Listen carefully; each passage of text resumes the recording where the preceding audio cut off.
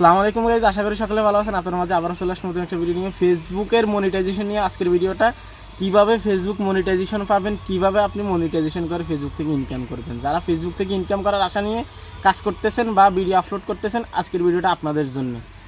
ফেসবুকে এবং ফেসবুক পেজে 60,000 মিনিট ওয়াচ টাইম এবং 5,000 ফলোয়ার হলে আপনি কিন্তু ফেসবুক থেকে ইনকাম করতে পারবেন বা ফেসবুক মনিটাইজেশন করতে পারবেন। এটা কিন্তু আমরা সকলেই জানি, কিন্তু এই মাইলস্টোনটা কমপ্লিট করতে আমাদের অনেকেরই অনেক কষ্ট হয়ে যায় এবং অনেকেই কিন্তু ভুল পথে পা বাড়িয়ে ফেলি। তো কোন ভুল পথে আমরা পা বাড়িয়ে ফেলি এবং কি কোন দিকে গেলে আমাদের ফেসটা মনিটাইজেশন দ্রুত হবে, আমাদের আইডিটা মনিটাইজেশন দ্রুত হবে, আজকের ভিডিওতে বিস্তারিত বলবো। আপনি একটা ফেসবুক পেজ খোলা হতে একদম মনিটাইজেশন পর্যন্ত, টাকা ইনকাম করা পর্যন্ত আপনাকে কি রুলস ফলো করতে হবে এবং কোন কাজগুলো আপনাকে করতে হবে। তো প্রথমত আমি আপনাদেরকে একটা কথা বলতে চাই, এই চ্যানেলে যদি নতুন দর্শক হয়ে থাকেন অবশ্যই চ্যানেলটা আগে সাবস্ক্রাইব করে দিবেন। ভিডিওটা যদি ভালো লেগে থাকে ভিডিওটাতে একটা লাইক দিয়ে দিবেন। তো আমি সর্বপ্রথম আপনাদেরকে একটা বলতে চাই, আপনি ফেসবুক থেকে যদি ইনকাম করতে চান আপনার একটা ফেসবুক আইডি থাকতে হবে এবং একটা ফেসবুক পেজ থাকতে হবে। আপনি আইডির মাধ্যমেও যেমন ইনকাম করতে পারবেন, পেজের মাধ্যমেও তেমন ইনকাম করতে পারবেন। তবে এই দুইটাকে যদি কম্পেয়ার করে যদি আপনারা জিজ্ঞেস করেন যে ভাই সবথেকে বেশি সুবিধা কিসে, তাহলে আমি আপনাকে বলবো ফেসবুক পেজে সবথেকে বেশি সুবিধা। আইডির চেয়ে সবথেকে বেশি ফ্যাসিলিটি পেজের মধ্যে, ঠিক আছে। কারণ আপনি চাইলে এডিটর অ্যাড করতে পারবেন, আপনি চাইলে ম্যানেজার অ্যাড করতে পারবেন, বিভিন্ন রকম রুলস রয়েছে। তো আপনি কিভাবে শুরু করবেন, কি দিয়ে শুরু করবেন, আমি আপনাদেরকে রিকমেন্ড করবো ভাই ফেসবুক পেজ দিয়ে আপনি শুরু করবেন। একটা আইডির মাধ্যমে আপনি একটা ফেসবুক পেজ খুলবেন, আর যদি আগে থেকে থাকে তাহলে ওটাতে কাজ করতে পারবেন, ঠিক আছে। তো আসলে মনিটাইজেশনটা কিভাবে আসে সেটা আগে আপনাদেরকে বলে নিই। মনিটাইজেশনটা হচ্ছে এমন একটা সিস্টেম, ফেসবুক পেজ খোলার পর একটা অপশন থাকে, সেটা হচ্ছে আপনাকে ভিডিও আপলোড করতে হবে। ভিডিও মেক করার মাধ্যমে আপনি মনিটাইজেশন পাবেন, আর মনিটাইজেশন যখন পাবেন, মনিটাইজেশন পাওয়ার মাধ্যমেই কিন্তু আপনি টাকাটা ইনকাম করতে পারবেন। এবার এই মনিটাইজেশনটা হচ্ছে সবথেকে মেন পয়েন্ট।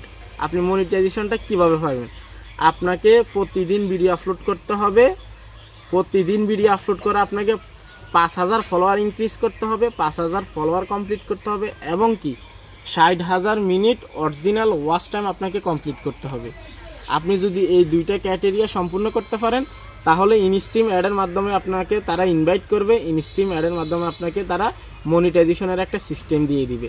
তো মনিটাইজেশনের সিস্টেমটা আপনাকে যখন দিবে তখন আপনি যদি মনিটাইজেশনের জন্য আবেদন করেন, আবেদন করার পর তারা আরেকটা মাধ্যম দিয়ে দিবে যে আপনার ব্যাঙ্ক অ্যাকাউন্ট অ্যাড করার জন্য।